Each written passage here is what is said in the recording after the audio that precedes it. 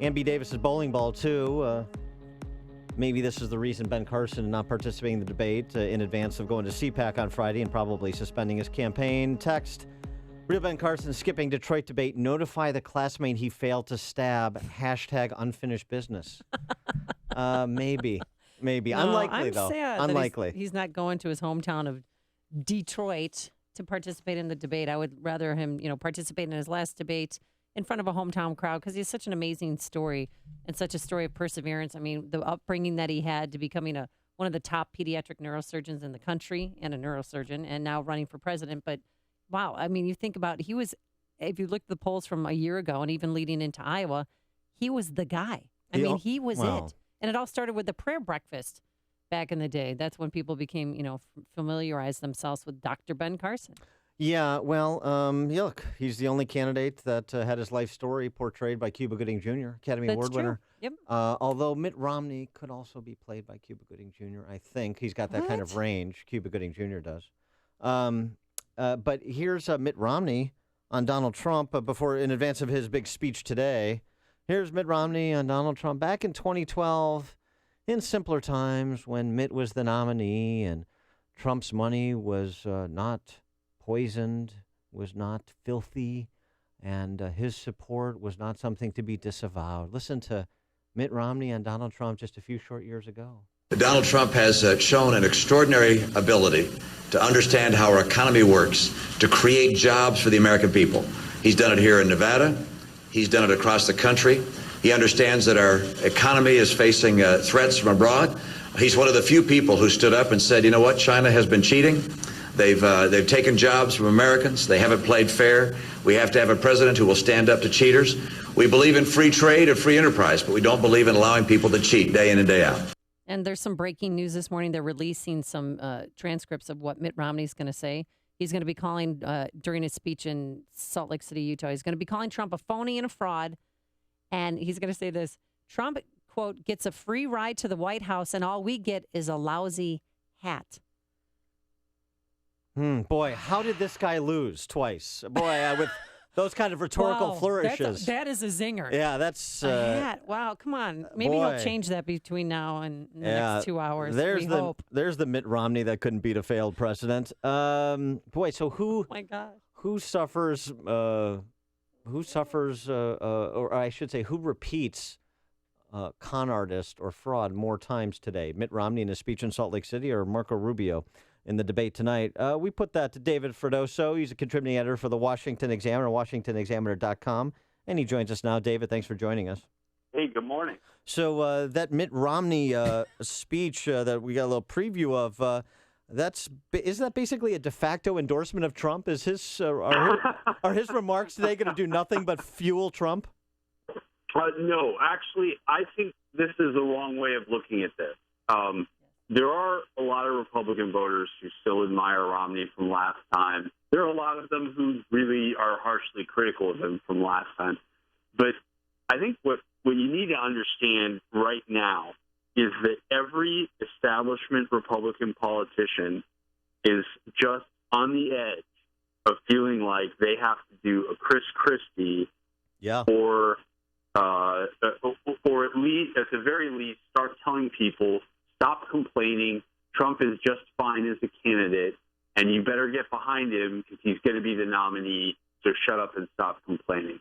They're all just on the edge of this, where all of these, elected politicians, for sort of fear of their own standing in the new era of Republican politics here that Trump, I suppose, represents, is just on the edge of doing that. And they probably need to hear someone like Romney, who is part of that establishment, saying no to give them any backbone at all to resist the Trump nomination at this point, because it doesn't look good for anybody else. Well, I love Mitt Romney. Voted for him. We'll always support him. We'll always respect him. And you will always love him. I will. He got the memo. But isn't this a little too late? Shouldn't he have done this 6 months ago? Yeah. Yeah. Good question and great answer. That clip you played from that 2012 speech, that speech was pretty embarrassing. I mean, I remember at the time thinking, what in the world is going on here? What is this, kind of demonic power that Trump seems to have over Republicans everywhere. He's been appearing at CPAC, which is starting today, every year, and giving a speech which it just never made sense. The speeches were never interesting or substantive. It seemed pretty clear he's buying the floor time to give a speech at CPAC, which there's a piece in Politico today suggesting he has been. I don't understand why Republicans of all stripes seem to have created this problem and given him a platform for years. And even the presidential run was too late by the time that started, maybe. But yeah, you're right. Well, they should have been doing this 6 months ago, at least 2 months ago. They should have been spending millions of dollars to try and define him. And instead, look at where we are now. Well, right, and it underscores not only the moribund nature of the Beltway leaders and the Beltway consultant class.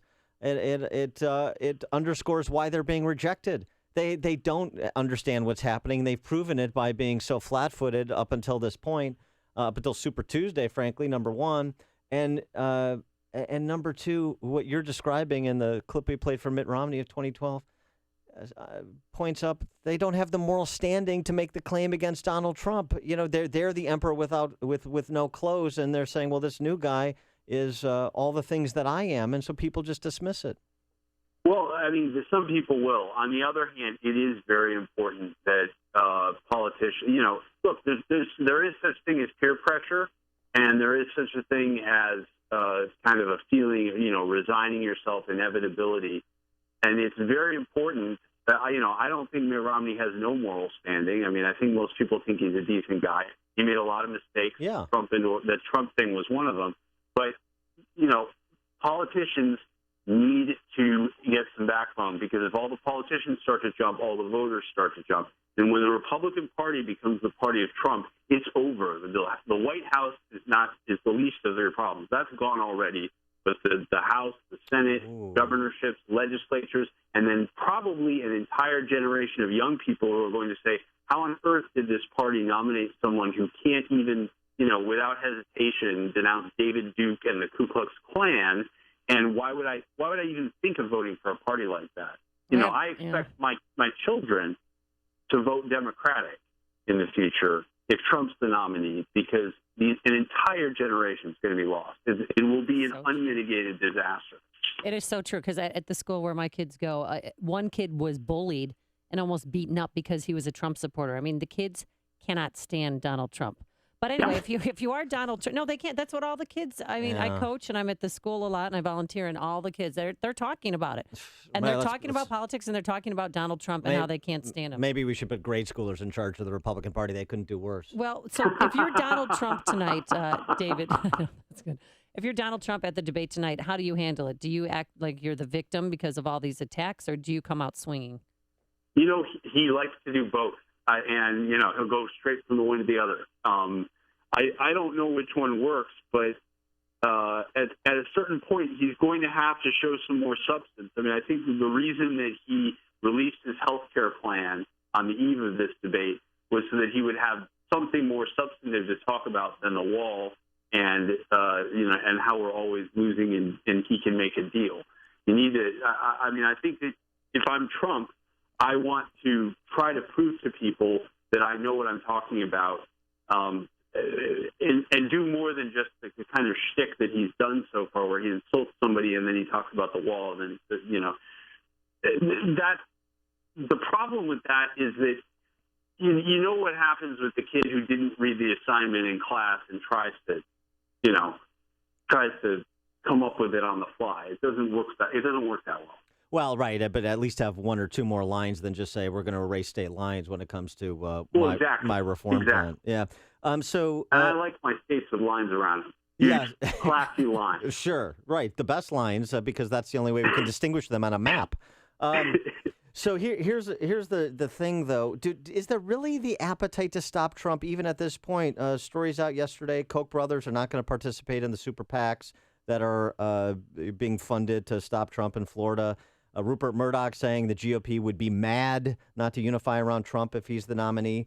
Yeah. And you've got some intellectuals like Bill Galston in the Journal and Randy Barnett, Georgetown law professor, talking about a third party. But Is there any such movement afoot, or is this just kind of last gasp before the 15th? Well, I think there is a movement afoot on the third party front, but remember that only comes into play if they can't stop Trump. Right. Trump is definitely going to be the nominee. It is really late for this. Trump's performance on Super Tuesday was not good enough to put it away. And so there is a small sliver of hope remaining that this whole thing can be turned around if some money is spent, which has been the problem up till now. No one has been spending. There are a lot of people spending now. They're spending a lot of money. I'm aware of the story about the Koch brothers, but there are a lot of other people spending. So, and then, on the other side of that, you have people studying ballot access issues to get a third-party run. And I don't think that a third-party run can be successful in the sense of winning the presidency.